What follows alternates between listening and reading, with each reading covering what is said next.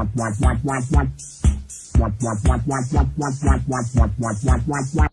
je suis pas content. Il y a Francis Lalanne qui se présente à Évry. Ouais, à Évry. Il a décidé de mettre une petite claquette sur le museau de Manuel Valls. Oh, je sens que l'autre, il va prendre cher. Cette candidature est un scandale moral. Un scandale moral. Ah ouais, carrément. Oh putain, t'as pas peur, mon cochon. Fais gaffe à pas aller trop loin quand même. En même temps, il a raison, je veux dire. Quand tu vois que Manuel Valls, il a quand même signé sur l'honneur une déclaration comme quoi il s'engageait à soutenir le vainqueur des primaires du Parti Socialiste et que finalement il a lâché Hamon pour soutenir Emmanuel Macron. Ah oui, c'est un scandale moral. Il y a quelqu'un qui veut instrumentaliser la République pour son compte personnel. Ah oui, pour son compte personnel, le mot est bien choisi d'ailleurs. De toute façon, pour tous ces mecs-là, le seul moyen de pas se faire pincer et de pas aller en tôle, c'est de choper des mandats électifs. Et qui est un provocateur. Ah, là je pense que provocateur, tu fais référence aux White et aux Blancos. Bien joué, mon petit Francis. Je pense que toute la première circonscription de l'Essonne est en deuil, quoi. Et souffre du fait qu'elle ait été prise en otage par un terroriste intellectuel. Un terroriste intellectuel. Eh vas-y mollo copain, repasse en seconde, parce que là tu vas te faire démonter le trognon sans déconner. Puis là je suis pas tout à fait d'accord avec toi Francis, parce que pour qu'il y ait du terrorisme intellectuel, faut qu'il y ait de l'intellect. Et là ça colle pas.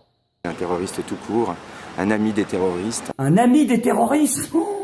Eh mec, tu vas te faire atomiser. Même moi, j'aurais pas osé. C'est vrai que je l'avais dit dans l'épisode 52, à l'époque où Manuel Valls avait dit sur toutes les télés, oui, je fais travailler les services de renseignement français avec le Qatar et l'Arabie Saoudite. Travailler, ça veut dire donner des informations, alors que c'est eux qui les financent. C'est vrai, ils faisaient semblant de pas savoir à l'époque. Ça peut passer sous le coup de la haute trahison. Mais le dire comme tu le dis, oulalalala. Un antisémite notoire, délinquant. Un antisémite notoire.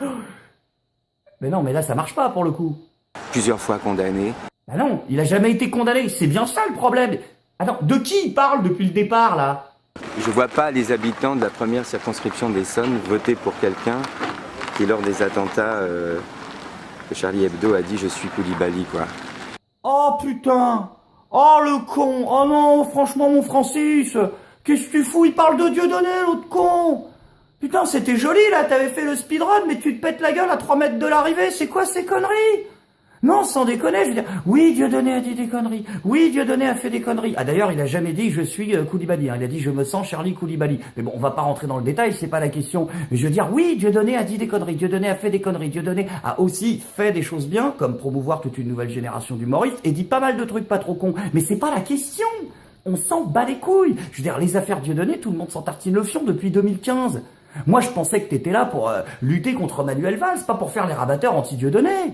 Je veux dire qu'on soit pour ou contre, la question elle est pas là. La priorité c'est quand même de mettre en PLS le commandant Minos. Ah oui, les gens sont pas au courant. Le commandant Minos. Oui, parce que vu que je reboot un peu, je suis pas content, je suis en train de chercher des nouveaux blasts pour toute l'équipe de bras cassés qui nous gouvernent ou qui nous ont gouvernés. Et pour Manuel Valls, j'ai tranché, ce sera le commandant Minos. Oui, parce que l'autre jour je suis retombé sur une vieille BD de Goldorak où il y a le commandant Minos, l'espèce de dictateur galactique qui veut envahir tout l'univers. Et donc du coup je suis tombé sur ça. Ah bah ça c'est Manuel Valls.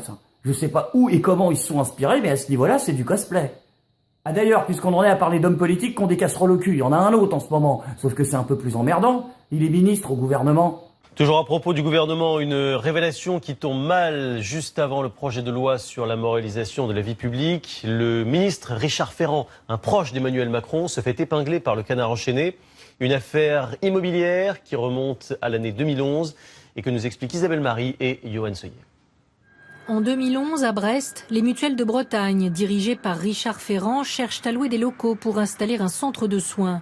Entre 3 propositions, c'est la société immobilière de la compagne de Richard Ferrand qui est retenue. Le problème, dit le Canard enchaîné, c'est qu'elle n'est pas encore propriétaire des lieux. C'est l'accord des mutuelles qui va permettre à sa SCI d'obtenir un prêt correspondant à la totalité du prix d'achat, 402 000 €. Et ça s'arrête pas là, camarade, parce qu'en plus de ses montages immobiliers à la con, il a aussi fait travailler son fils comme assistant parlementaire. Attends, il disait quoi déjà, Richard Ferrand, juste avant de se faire pincer? Ça peut être quoi une loi de moralisation de la vie politique? D'abord, une condition que nous avons posée le 19 janvier pour nos candidates et nos candidats, c'est de faire la preuve de sa probité en fournissant le casier judiciaire qui montre que il n'y a pas de difficulté à se présenter, de faire une déclaration d'intérêt pour vérifier qu'il n'y a pas de conflit d'intérêt, s'engager par exemple à ne pas embaucher son conjoint ou ses enfants lorsque l'on a une fonction publique. Interdire toute embauche de sa famille, d'un membre de sa famille, oui. Interdire tout emploi familial. C'est une bonne piste, nous semble-t-il. Aïe, oulala, oh, oh, oh. Ah oui, là il y a un petit côté...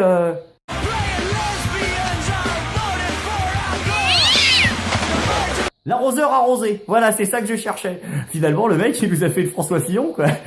D'ailleurs, il disait quoi aussi à propos de François Fillon, il y a pas longtemps?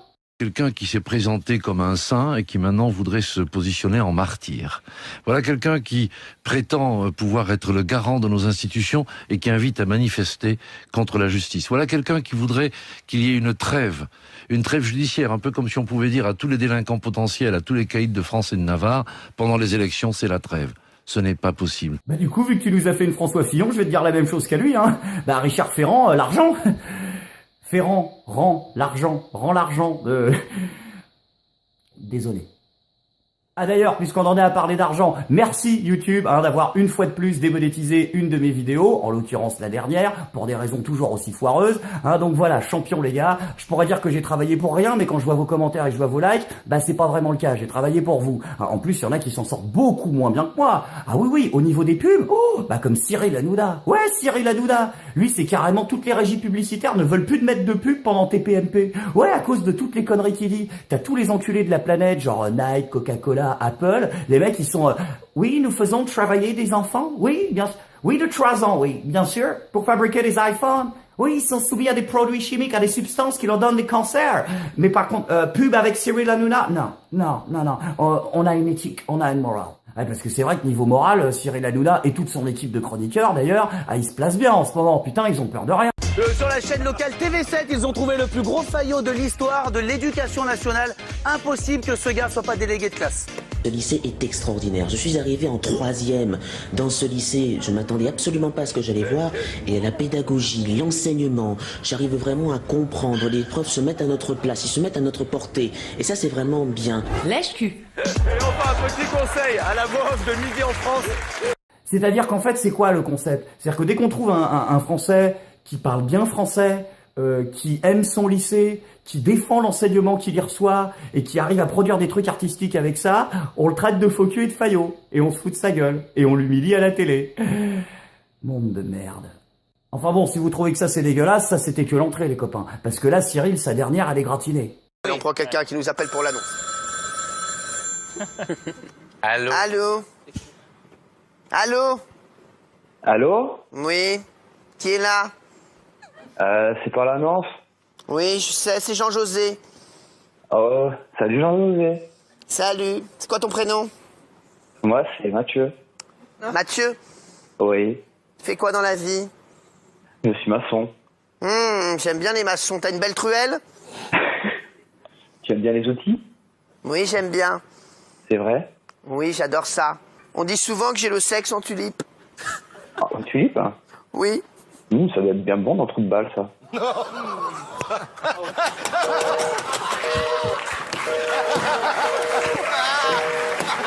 Ah, j'ai compris. En fait, parce que c'est un peu fin comme blague, il appelle des homosexuels en direct devant des millions de gens et à la fin il leur dit « Eh ben non, je suis pas pédé, tu vas pas baiser !»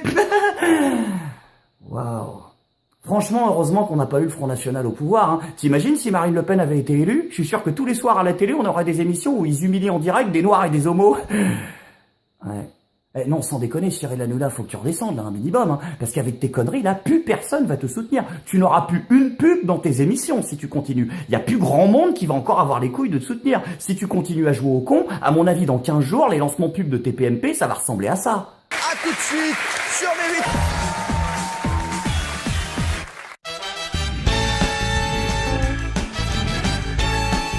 Oh, ça va, je rigole, petite blagounette. Ah non, mais calmez-vous, parce que là, ça fait 2 fois que je fais des références à Dieudonné, je sens que tout le monde va paniquer. Je n'ai absolument rien contre le peuple juif, je suis un ami du peuple juif. Comme Donald Trump, d'ailleurs. Oui, il s'est rendu en Israël, lui. Ah oui, c'est le premier président américain à être allé au mur des lamentations. Il faut dire que l'autre, les murs, c'est sa passion, si tu veux. Ah bah, il adore en construire, donc c'est vrai qu'en Israël, ils ont une petite expertise sur la question. Par contre, je suis pas sûr que celui-là, ce soit suffisant pour arrêter les Mexicains. Bon, après, le plus important, c'est que ce soit bien passé, qu'il ait fait ses accords diplomatiques, qu'ils aient pu papoter, il a fait un petit peu de visite touristique, il a laissé un petit mot à la fin au mémorial de la Shoah comme tout le monde, et ah non, je vais pas le lire par contre. Ah non, c'est bon, me taper 3 pages de repentance et de pleurniche, ça va 2 minutes, c'est bon. Comment ça, il a pas laissé 3 pages? Qu'est-ce que c'est que ces conneries? De quoi? Qu'est-ce qu'il a écrit? C'est un grand honneur d'être ici avec tous mes amis, tellement extraordinaire, je n'oublierai jamais. C'est quoi ce message de merde? Même Obama, quand on n'avait pas grand-chose à branler, il a quand même laissé une page dans le bouquin. Je veux dire, qu'est-ce que c'est que ce truc? On dirait un message de remerciement sur un livre d'or après une convention YouTube. Même à l'anniversaire de mon petit-neveu au Buffalo Grill, je laisse un truc plus impliqué. Qu'est-ce que c'est que ces conneries?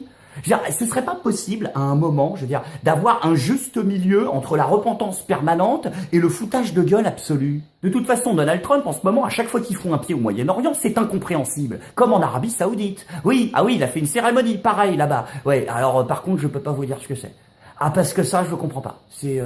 Non, sans déconner, il y a que moi ou il y a un petit côté... The power of Isengard is at your command.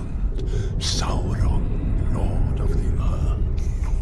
Voilà, c'est-à-dire qu'à un moment, si tu veux, le passage entre la communauté juive et la communauté de l'anneau, moi perso, j'ai eu du mal à gérer la transition. Mais je suis pas tout seul, hein. Tu vas tellement loin dans tes conneries que même le Twitter officiel de la Church of Satan, je traduis l'église de Satan, mais la vraie, fondée par Anton Zandor Lavey. C'est-à-dire les mecs qui font tous les rituels satanistes, pas des mecs qui disent non, des mecs qui disent oui, moi ma religion c'est Satan. Même eux, ils ont été obligés de mettre un tweet officiel pour dire que c'était pas un rituel satanique.